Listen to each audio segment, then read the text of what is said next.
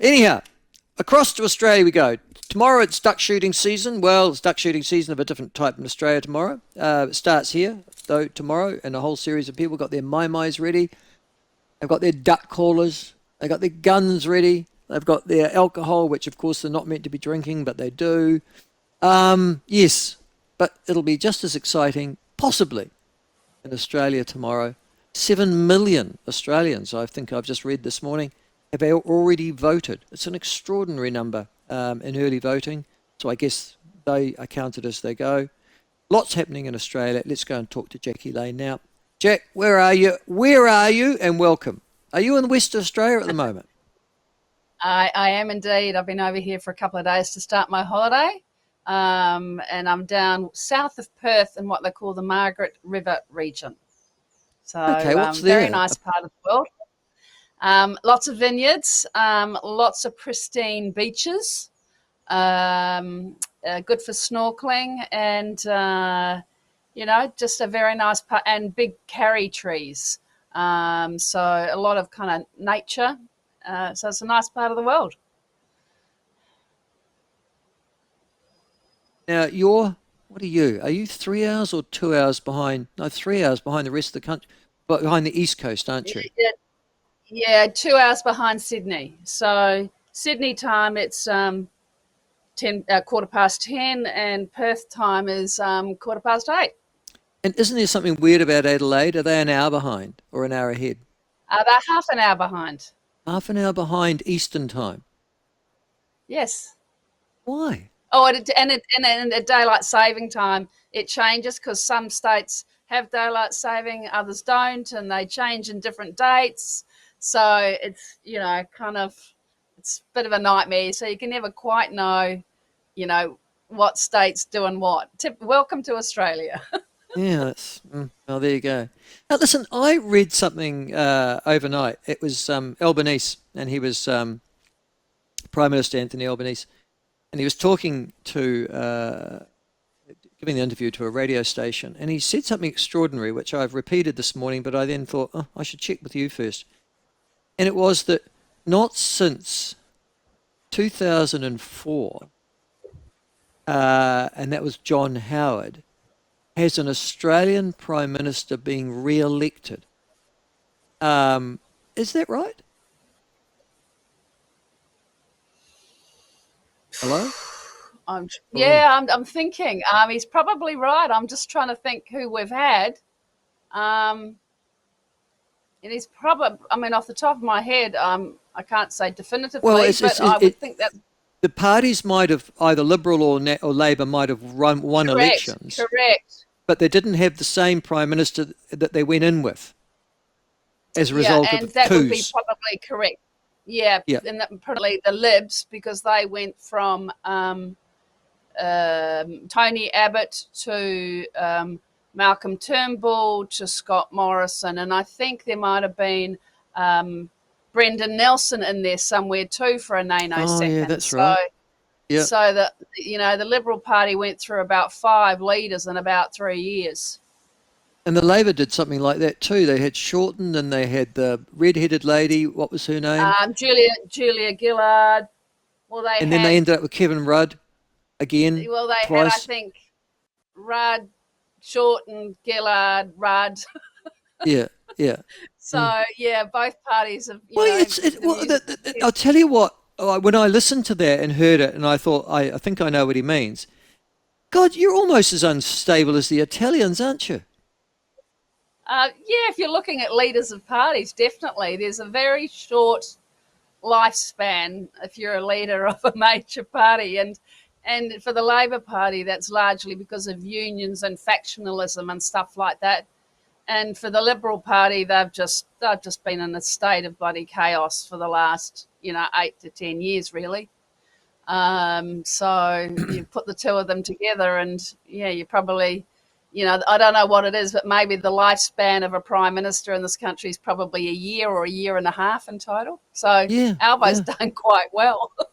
Well, and I'm reading at the moment, and I mean, we've seen polls before. We saw it with Brexit. We saw it with Donald Trump in 2016, and then again in 2020. last year, 2024. And polls do get to be wrong, and they tend to favour, if you like, liberal left blocs, certainly in Western democracies. But in this particular case, the polls in Australia are all suggesting that this is a done deal. Labor are going to win tomorrow's election. Is that how you read it? No, not at all. So the current thinking is that Labor will get in, but not with a majority. And the real Is that where they sleeper. are at the So moment, though? Have they got a full majority, or are they still reliant upon yeah, Teal they've or got Independent? 76 seats, so they've got just a majority, but that's but they not in the Senate. So this whole thing about the House of Reps and the Senate. So it's really going to play out here. I think the sleeper is going to be One Nation, who in some key seats they preference the Liberals, whereas the Greens preference Labor in some seats and not others. I don't think we'll have a result tomorrow night. Wow. Um, Okay. it's because the general swing is not going to play out in about 20 seats. So they're just too close to call, and with the preferences and stuff like that, I'm not confident we're going to have a clear result. And Michael, you mentioned earlier, postal votes don't get counted until after the election. Oh, you mean these? What So about these 7 million early votes? Will they be no, counted? no. Oh yeah, they'll be counted, but they don't get counted until after The polling day. polling closes, so there's no progressive counting of this. Oh no, no.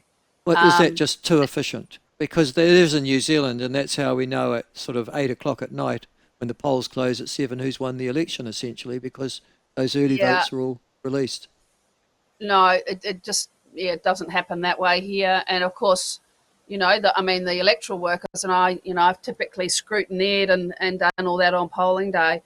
Everyone takes Sunday off, as you do after a major election, and then they won't start counting or recounting votes till Monday. So when you've got really tight seats, and there will be several of those, and then many will go down to preferences. You've got another week probably before we'll know, I suspect. Yeah, and I guess the other thing, and I'd forgotten, I was having to think back, God, over 30 years now to the last first past the post election in New Zealand, is that, and with constituencies, electorates, as you've got in Australia, is Yeah. that also local issues and local candidates and incumbencies, and whether they're popular or unpopular, will have just as much an influence as national trends, I imagine, and national polls. Oh, well, I think you make a really good point. In this election, I think it's going to be, they're going to be stoushing it out. So over here in Western Australia, there's an electorate called Curtin. And I was reading something this morning that was saying that it's currently held by a Teal independent, but on a very low margin. That's highly contested. But the independent and the Liberals have thrown probably $300,000-400,000 at that one seat. In Melbourne, there are two seats that are in play, and plenty of money and time has gone into them. Aston in Melbourne looks like it's going to be a loss for Labor. Pauline Hanson up in Queensland. So in a number of these things, it's going to be a seat by seat thing. It's very interesting. Yeah, okay. Listen, the other thing I have read in the last 24 hours is that the independents are expected to do relatively well, what you call the Teals. They are expected to stop, essentially, the Liberals from winning this election, in part. Come to other issues in a second. And I think I've read that they are likely to pick up maybe 5 or 6 Liberal seats currently in inner city Melbourne and Sydney, I assume. Is that your reading as well? Again, it's a really a seat by seat thing. I don't think it's as simple as that. Okay. Again, my seat in Sydney is Wentworth, which is Allegra Spender. There's a good Liberal candidate there now. I think Allegra is safe, but it's now a contested seat. There's a couple of Melbourne seats. Monique Ryan has run a pretty shoddy campaign, really. Her husband was caught, pulling down, the other the parties, all Sweetings. that sort of stuff. And, Yeah. she was doing quite well, and the wheels have fallen off that. So for the Teal independents, existing ones, there's been a real mixed bag of campaigning from them. Yes, there are some new Teal independents, really an unknown quantity in the new seats they're contesting. And also, whilst not so much, where Teals are contesting, they'll be taking votes off the Greens, and the Greens are preferencing Labor. So again, it's not as easy as it sounds. Okay. That's interesting. You've mentioned Pauline Hanson, for example. Again, in the polls, the most recent poll I've seen, I think, which was published by the Sydney Morning Herald, I think it was Sydney Morning Herald, they were up to 7.5%. That's a sizable chunk of vote for a first preference, isn't it?